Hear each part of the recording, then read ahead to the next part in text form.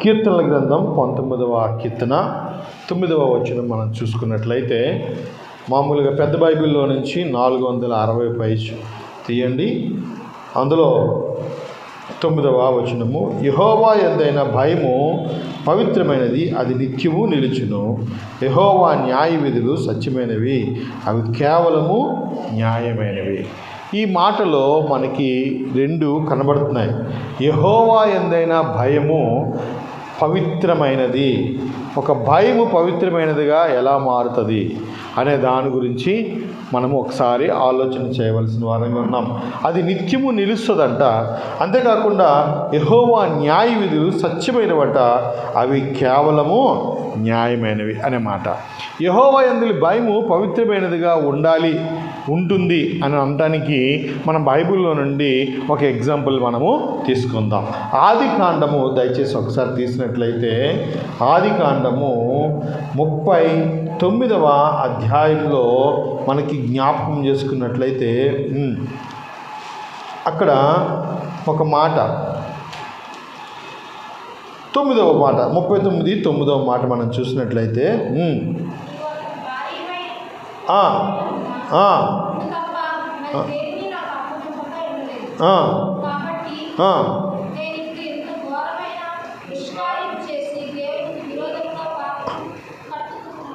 కొట్టుకుందునని తన యజమాని భార్య తనను. దినదినము ఆమె యోసేపుతో మాట్లాడుచుండెను కానీ అతడు ఆమెతో శయనించుటకైనను ఆమెతో నుండుటకైనను ఆమె మాట విన్నవాడు కాడు. ఇది ఇప్పుడు ఎవరి గురించి వ్రాయబడింది అంటే నేను చాలా సింపుల్గా చెప్తాను. యోసేపుని గురించి రాయబడింది. యోసేపు తను అన్నల చేత పట్టబడి అన్నల చేత ఇతరులకు అమ్మివేయబడిన తర్వాత పొతిఫరు అనే ఒక ఐగుప్తుని యొక్క ఇంట ఆయన ఉండిన క్రమంలో దేవుని కృపచేత, దేవుని కటాక్షము చేత యోసేపు ఆ ప్రాంతానికి వచ్చిన తదుపరి ఆ ప్రాంతం అంతా కూడా దేవుడు అతనికి తోడైనటు వలన ఆ యొక్క ఆ గృహములో ఉన్న వారందరూ కూడా వర్ధిల్లుట ప్రారంభమవుతుంది. ఆ మాట మనము ఇంతకు ముందు కూడా చదివాము. ఇప్పుడు కూడా మరోసారి చూస్తే 3వ వచనంలో ఆ మాట ఉంటుంది, యెహోవా అతనికి తోడైననియు అతడు చేసినదంతయు అతని చేతిలో యెహోవా సఫలము చేసినని అతని యజమానుడు చూచినప్పుడు యోసేపు మీద అతని కటాక్షము కలిగిన కనుక అతని యొద్ద పరిచర్య చేయవాడని. ఎవరు ఇతను పరిచర్య చేయడానికి? దేవుడు ఒక్కొక్క మెట్టు ఎక్కించిన రీతిగా కనబడుతుంది. మొట్టమొదటిగా దాసుడిగా అమ్మబడిన వ్యక్తి పరిచర్య చేసేవాడిగా కలిగింది. దేనివల్ల కలిగింది అంటే అది యెహోవా యొక్క తోడు, దేవుని యొక్క సన్నిధి, దేవుని యొక్క ప్రేమ, దేవుని యొక్క కాపుదల, దేవుని యొక్క ఆ నడిపింపు ఆ వ్యక్తిని పైకి తీసుకుని వచ్చిందిగా ఉంది. అయితే ఈ యొక్క యెహోవా యందలి భయము పవిత్రమైనది, అది నిత్యము నిలుచుననే మాటకు ఇక్కడ మనం దీన్ని ఎలాగ మనం సంబంధంగా కలిగి ఉంటామనేది మనం చూసుకున్నట్లయితే, ఎవరైతే దేవుని పట్ల ఆశ కలిగి ఉన్నారో ఆ ఆశ కలిగిన వ్యక్తిలో దేవుడు ఆయన పవిత్రమైన భయము కలిగిన, భక్తి కలిగిన జీవితాన్ని ఆయన ఉంచుతాడు అని చెప్పడానికి యోసేపు చక్కని ఉదాహరణగా కనబడతా ఉన్నాడు. అయితే యోసేపుకి ఆ యొక్క గృహములో అన్నిటి మీద కూడా అధికారం ఉంది, ఒక్క తన యజమానుని భార్య విషయంలో తప్ప ఎక్కడ కూడా. ఎందుకనంటే ఆ యజమానుని భార్య వారి సొంతం. అంతేకాకుండా ఈ యొక్క వ్యక్తి ఎక్కడున్నాడనంటే తండ్రి ఇంటికి, తన తోబుట్టువుల ఇంటికి, అలాగే వేరే వేరే ప్రాంతంలో ఉన్న ఈ యొక్క వ్యక్తి నిజానికి ఎవ్వరూ లేరు కనుక తను ఏదైనా చేయటానికి తనకు ఫ్రీ విల్ ఉంది, అంటే ఆ ఇష్టం ఉంది. కానీ దేవుని భయం కలిగిన వ్యక్తులు ఎలా ఉంటారని చెప్పడానికి యోసేపే మనకి నిదర్శనం. ఏమంటున్నాడు తెలుసా? నాకు ఈ మొత్తం అంతా అప్పగించబడింది కానీ నీవు నా యజమాని భార్య కాబట్టి నేను అది చేయలేను. అంతేకాకుండా దేవుని దృష్టికి నేను అది ఘోరమైన కార్యము అని అంటారు. మనుషులు చూడట్లేదనని, లేకపోతే యజమానులు చూడట్లేదని, లేకపోతే వేరే వారు చూడట్లేదనని మనం ఒకవేళ ఆలోచన చేయగలిగితే అంతకన్నా తప్పు లేదు. కానీ ఇక్కడ ఈ యొక్క వ్యక్తి ఏమంటున్నాడంటే, మొట్టమొదటిగా ఎవరు చూచినా చూడకపోయినా, ఎవరు విన్నా వినకపోయినా, ఎవరు మనల్ని గుర్తించినా గుర్తించకపోయినా దేవుడనేవాడు గుర్తింపులోనికి తీసుకొస్తాడు. దేవుడనేవాడు ఆ 2 కనులు మనల్ని చూస్తున్నాయనే ఒక సత్యాన్ని అతడు నొక్కి ఒక్కడని చెప్తా ఉన్నాడు. ఇక్కడ గమనించండి ఒక మాట ఎలా ఉంటుందో తెలుసా, చాలా మంది నైజం ఎలా ఉంటుందో తెలుసా, మ్యాక్సిమం మానవ నైజం ఎలా ఉంటుందంటే ఎవరైనా చూస్తారేమో అననే జంకుతారు తప్ప వారి యొక్క ఆలోచనను నెరవేర్చుకోవటానికి ఇష్టపడతారు. కానీ యెహోవా యందులి భయము పవిత్రమైనది. అది యెహోవా నిజంగా దేవుని యెడల భయభక్తులు కలిగిన వారు ఏం చేస్తారంటే దేవుడే మనల్ని చూస్తున్నాడని అనుకుంటారు తప్ప మనుషులు మనల్ని చూస్తున్నారని కానీ, మనుషులు మనల్ని ఏదో వెంటాడుతున్నారని కానీ, లేదా మనుషుల వల్ల మనకి ఇది ఉందని కాదండి, కేవలం దేవుడు మనకి చూస్తున్నాడని కానీ.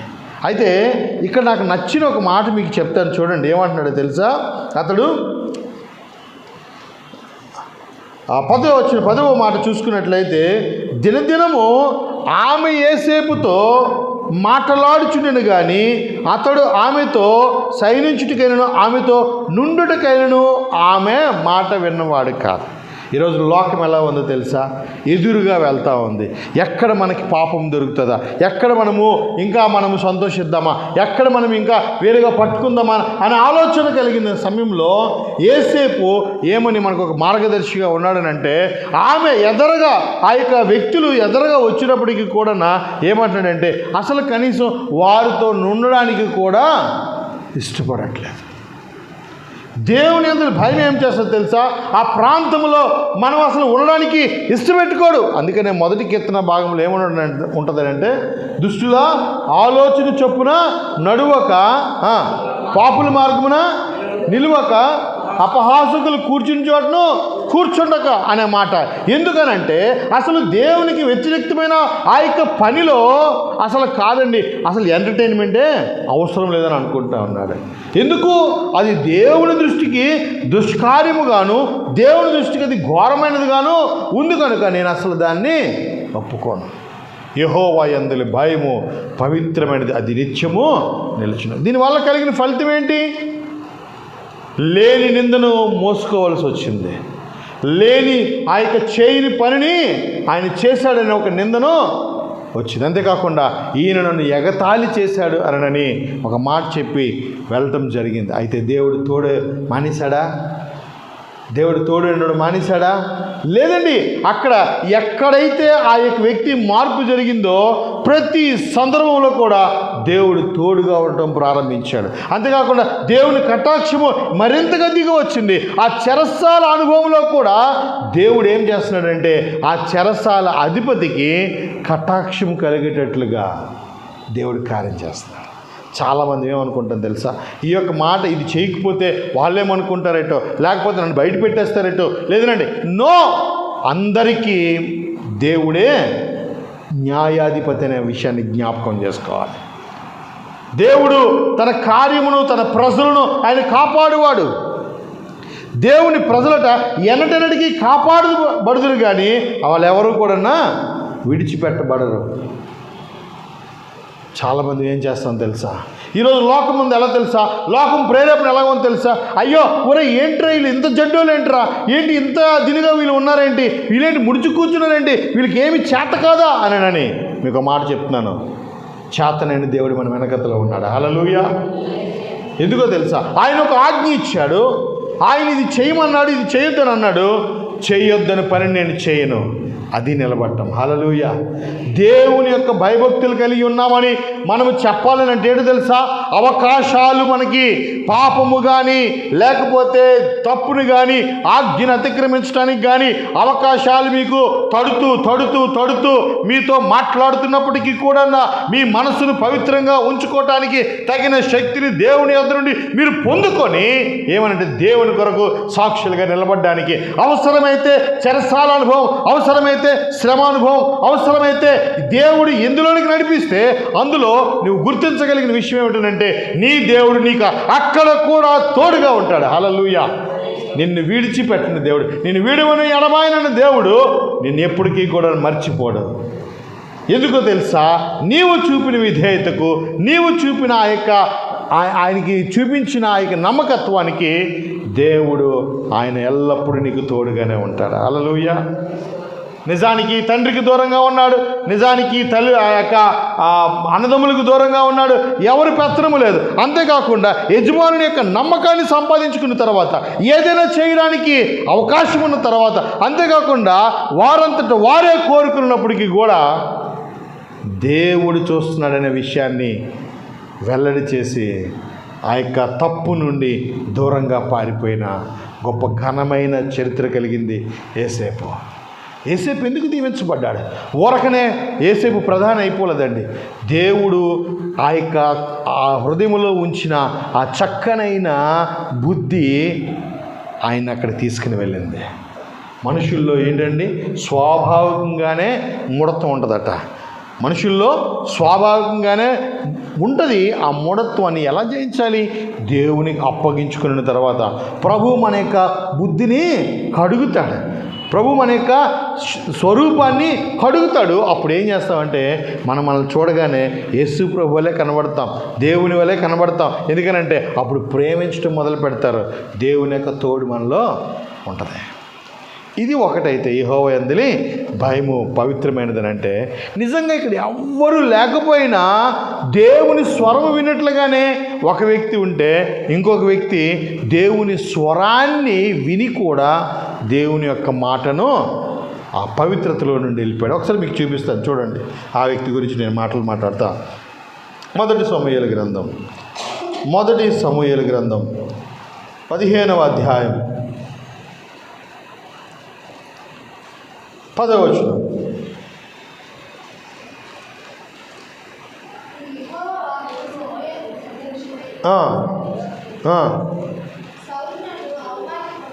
సౌలు నన్ను అనుసరింపక వెనుక తీసి నా ఆజ్ఞలను గైకొనకపోయాను కనుక అతనిని రాజుగా నిర్ణయించినందుకు నేను పశ్చాత్తాపడుచున్నాను. అందుకు సమూయేలు కోపావేశుడై రాత్రంతా యెహోవాకు మొరపెట్టుచుండెను. ఉదయమున సమూయేలు లేచి సౌలును ఎదుర్కొనుటకు పోగా సౌలు కర్మెలునకు వచ్చి అక్కడ జయసూచకమైన శిలను నిలిపి తిరిగి గిల్గాలునకు పోయిన సమాచారము వినను. తరువాత అతడు సౌలు నద్దకు రాగా సౌలు, యెహోవా వలన నీకు ఆశీర్వాదము కలుగును గాక, యెహోవా ఆజ్ఞను నేను నెరవేర్చుతునగా సమూయేలు, అలాగైతే నాకు వినబడుచున్నా గొర్రెల అరుపులను ఎడ్ల రంకెలను ఎక్కడేమని అడిగాను. అందుకు సౌలు, అమాలేకుల యొద్ద నుండి జనులు వీటిని తీసుకుని వచ్చిరి. నీ దేవుడైన యెహోవాకు బలు నర్పించుటకు జనులు గొర్రెలలోని ఎడ్లలోని మంచి వాటిని ఉండనిచ్చిరి. మిగిలిన వాటన్నింటినీ మేము నిర్మూలం చేసింది అనగా సమూయేలు వెంటనే, నువ్వు మాట్లాడ పనిలేదు. ఇదండి ఈ చదవబడిన భాగంలో సమూయేలును ఒక దైవజనుడు, సౌలును ఒక రాజు, సౌలు వెనకతలో ఉన్న జనులు, అంతేకాకుండా ఎవరినైతే హతము చేయాలి అని చెప్పాడో అమాలేకీయులు కనబడుతూ ఉన్నారు. ప్రభు అంటున్నాడు, దేవుని యొక్క తీక్షణమైన కోపం అమాలేకీయుల మీద ఉన్నప్పుడు ఆ తీక్షణమైన కోపాన్ని నెరవేర్చమని ఆ బాధ్యత సౌలుకి అప్పగించిన తరువాత ఆ సౌలు వెళ్తాడు. మాట వినడం అనేది చేశాడు. కానీ అక్కడ జరిగినది ఏంటంటే, తనకున్న ఆజ్ఞను బట్టి కాక తన ప్రజలు ఇచ్చిన సూచనను బట్టి ఆయన దేవునికి వ్యతిరేక్తంగా పనిచేశాడు. చాలామంది ఏమనుకుంటామంటే, దేవుడు చెప్పిన పని చేయాలని ఆశపడతాం, యెహోవా యందు భయం ఉంటుంది, పవిత్రముగానే ఉండాలని ఆశపడతాము, అది న్యాయ విధులు నిత్యము నిలుస్తాయనని ఇక్కడ దేవుడు ఆయన న్యాయాన్ని బయలుపరుస్తూ ఉన్నాడు.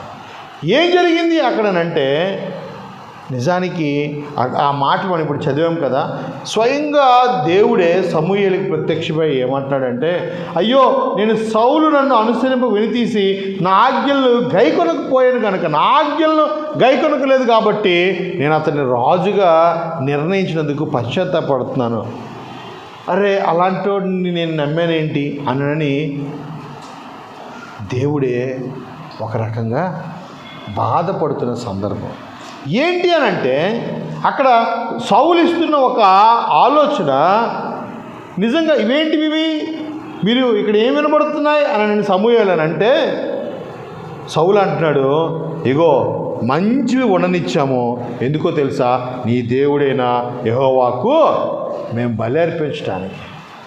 చాలా సందర్భాల్లో ఆజ్ఞను అతిక్రమించడానికి మనం ఎన్నుకునేవా ఎలా ఉంటాయో తెలుసా, ఇవి దేవుని కొరకే, ఇది దేవుని కోసమే, ఇది మా కోసం కాదు అని అంటే, ఒకటి దేవుడు అక్కడ ఒక మంచి మాట వ్రాయించాడు. చూడండి 22వ వచనంలో ఆ మాట రాయబడి ఉంటుంది. అందుకు సమూయేలు తాను సెలవిచ్చిన ఆజ్ఞను ఒకడు గైకొనుట వలన యెహోవా సంతోషించినట్లు ఒకడు దహన బలులను అర్పించడం వలన ఆయన సంతోషించిన ఆలోచించుము. బలులను అర్పించుట కంటే ఆజ్ఞను గైకొనుటయు పొట్టేలు క్రొవ్వును అర్పించుట కంటే మాట వినుటయు శ్రేష్టం. ఈ రోజున మానవ జీవితంలో లేదా ఈ యొక్క క్రైస్తవ లోకంలో కొరబడుతున్న విషయం ఏమిటో తెలుసా? దేవుడు ఏది చెప్పాడో అది చేయడం మానేశారు. దేవుడు ఏదైతే తీక్షణంగా ఇది నెరవేర్చండి అని అంటే దాన్ని వదిలేశారు.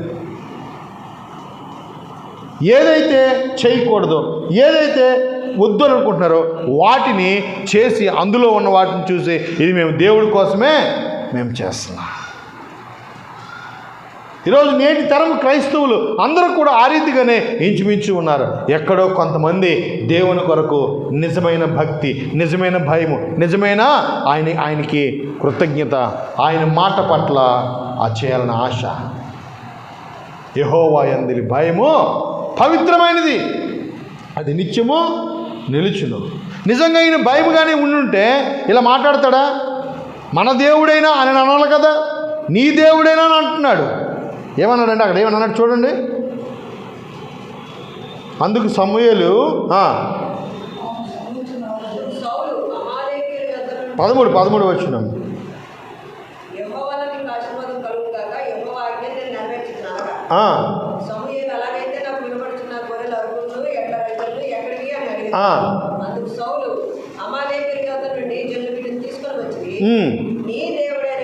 ఇప్పుడు ఏమంటున్నాడండి? ఇప్పుడు మరి నిజంగా మనకి దేవుడైతే ఏమని పలకాలి అక్కడ? మన దేవుని కోసము మనం తెచ్చాను అని అనాలి కదా. కానీ ఇక్కడ ఇందాక ఆ జయసూచకమైన శిల కూడా ఎక్కడ పెట్టి చెల్లిపెట్టి చూడండి. ఉదయమున ఆ 12వ వచనంలో కూడా చూసుకున్నట్లయితే ఉదయమున సమూయేలు లేచి సౌలుని ఎదుర్కొన్నట్టుకు పోగా సౌలు కర్మెలుకు వచ్చి అక్కడ జయసూచకమైన సిలువను నిలిపి తిరిగి గిల్గాలకు పోయినా అంటే దైవజనుడు ఎవరైతే దైవజనుడి ద్వారా వచ్చిందో, ఆజ్ఞ వచ్చిందో, మాట వచ్చిందో, ఆ యొక్క పనిని చేయమని చెప్పారో వారి కోసము కూడా ఎదురు చూసేంత లేదు.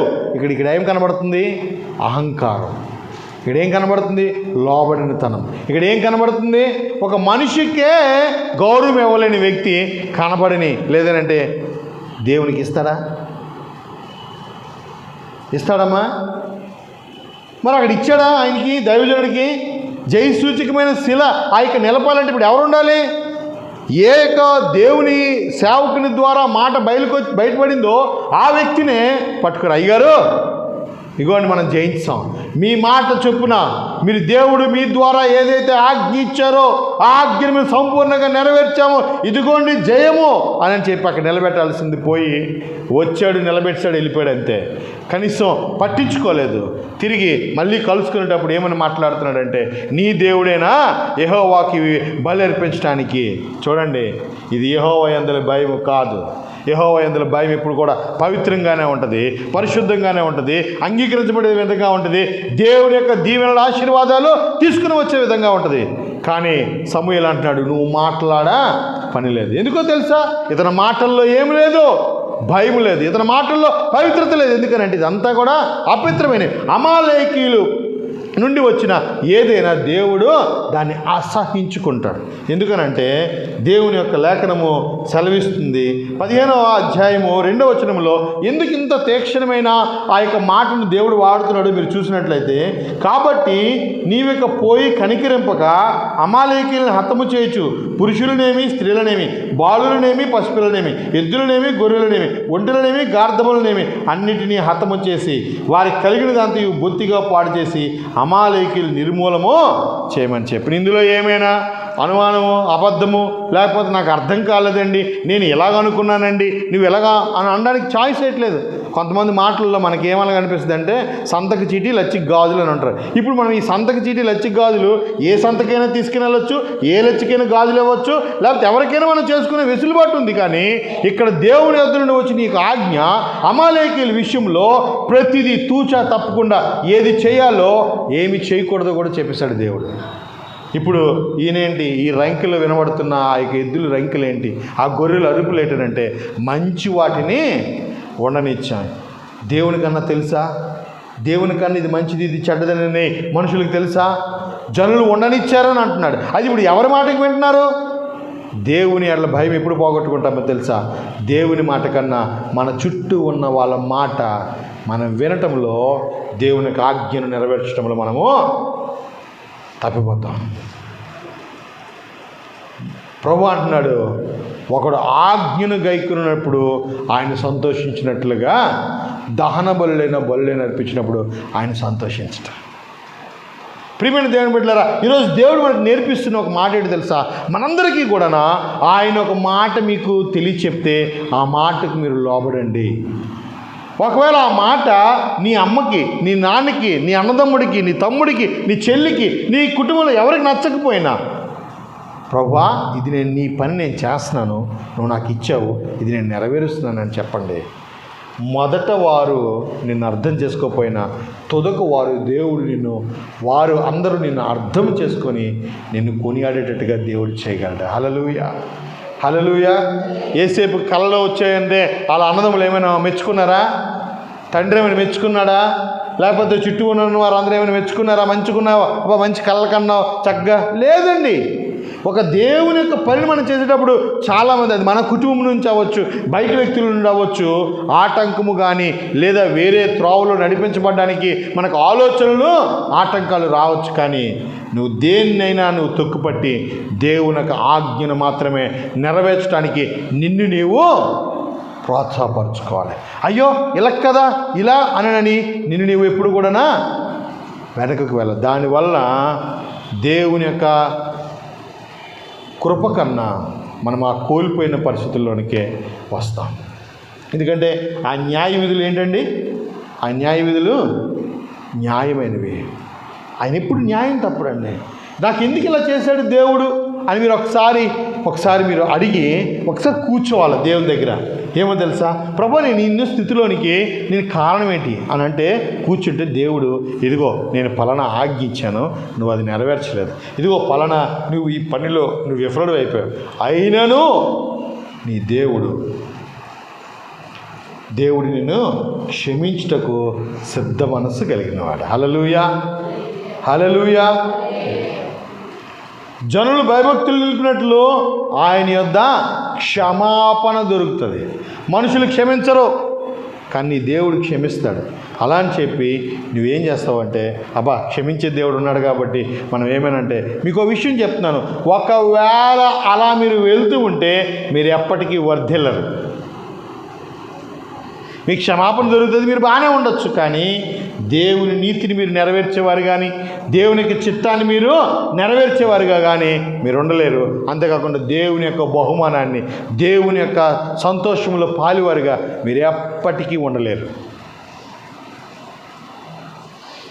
యెహోవా యందలి భయము పవిత్రం. మరొకసారి చదువుతారా ఆ యొక్క 19వ కీర్తన భాగము ఆ మాటలు?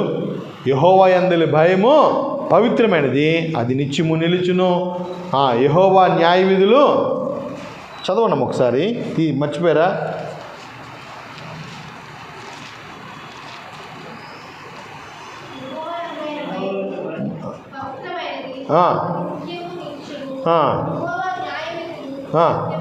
యెహోవా న్యాయ విధులు సత్యమైనవి, అవి కేవలము న్యాయమైనవి. ఇప్పుడు దేవుడు న్యాయవంతుడా కాదా? తన మాటను నెరవేర్చిన వాడితో ఇప్పుడు ఇదేం పని రా అని అంటాడు. మళ్ళీ మాట్లాడుతున్నాడు, ఏమిటో తెలుసా, నీ దేవుడేనా అని అంటున్నాడు. ఏదో మనకి ఫేవర్ చేసినట్లుగానే అంటారు.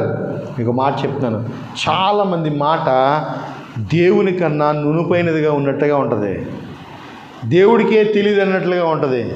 చెప్తారు, దయచేసి మోసపోకండి. అవ్వమ్మ దగ్గర కూడా అలాగే వచ్చాడు, ఇది నిజమా అనుకొని. ప్రియమైన దేవుని బిడ్డలారా, ఒక మాట, దేవుడు మీ హృదయంలో ఒక మాట పెట్టాడనంటే మీరు చేయాల్సిందే. కొన్ని సందర్భాల్లో దేవుడు మెడ వంచి మన చేత పని చేయిస్తాడు, అప్పటికి నువ్వు లోబడాలి. హల్లెలూయా. నీ దీవెన లోబడుట్లోనే దాగి ఉంది. చెప్పండి అందరూ ఒకసారి ఆ మాట చెప్తారా? నా దీవెన, అందరూ చెప్పాలి. ఏ లోబట్లో? నా దేవుని మాటకు లోబడుట్లోనే ఉంది. నా దీవెన చెప్పాలి అందరం. మళ్ళీ నా దీవెన నా దేవుని మాటకు లోబడట్లో దాగి ఉంది. ప్రియమైన దేవుని బిడ్డలారా, చూడండి, మీకు మాట చెప్తాను. మీరు నిలువెల్ల బంగారం ఇచ్చినా దేవుడు సంతోషించటం, మీరు ఒక 100 మందికి 1000 మందికి అన్నదానం చేసినా అది దేవుడు సంతోషించటం, లేదా మీ ఇంటిలో ఒక చక్కనైన గృహంలో పెట్టి అబ్బా అంటే కాదు, వీటన్నిటినీ దేవుడు ఎప్పుడు సంతోషిస్తాడు తెలుసా? నువ్వు మాట వినుటిలో నువ్వు చూపిన శ్రద్ధ దేవునికి ఇష్టమైనదిగా ఉంటుంది. హల్లెలూయా. వెంటనే దేవుని మాటకు లోబడిపోవాలా.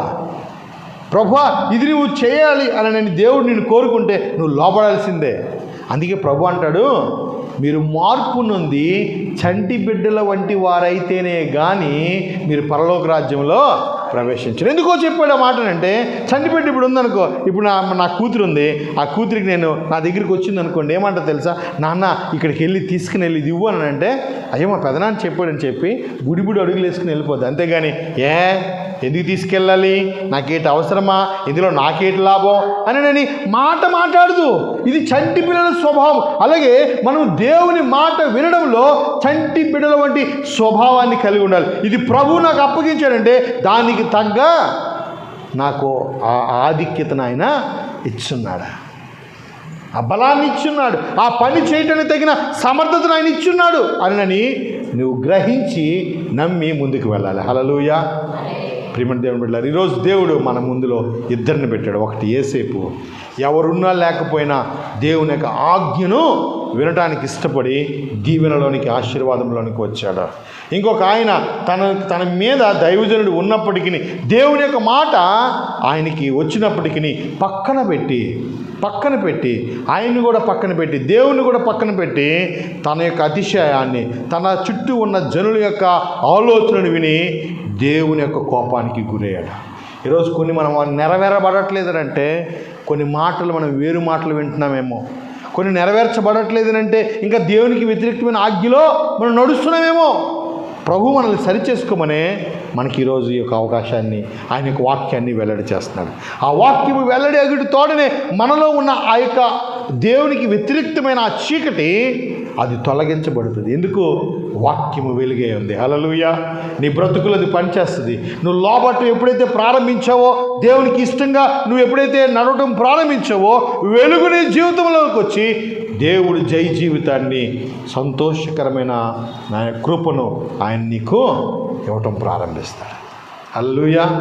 ఎంతమంది నమ్ముతారు? ఎంతమంది ఈరోజు దేవుని యొక్క వాక్యాన్ని మేము విని, ప్రభా నీవు ఇచ్చిన వాక్యం చొప్పున అది కష్టమైన నష్టమైన ఒక్కొక్కసారి మాకు అది ఇబ్బంది అయినా మేము దేవుని కొరకే నిలబడతాం.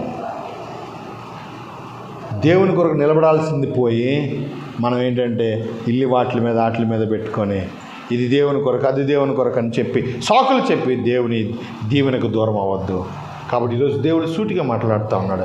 యెహోవా యందు భయము పవిత్రమైనది, అది నిత్యము నిలిచేది. ఎందుకంటే అది నిత్యము నిలిచేది, ఏ ఒక్క క్షణమో కాదు.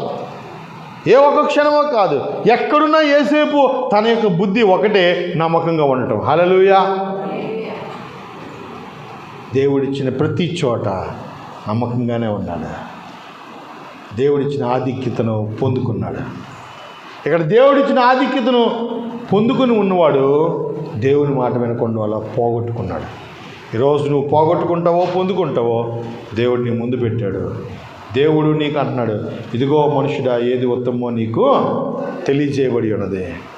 దేవుడు మాటకు విన్నావా?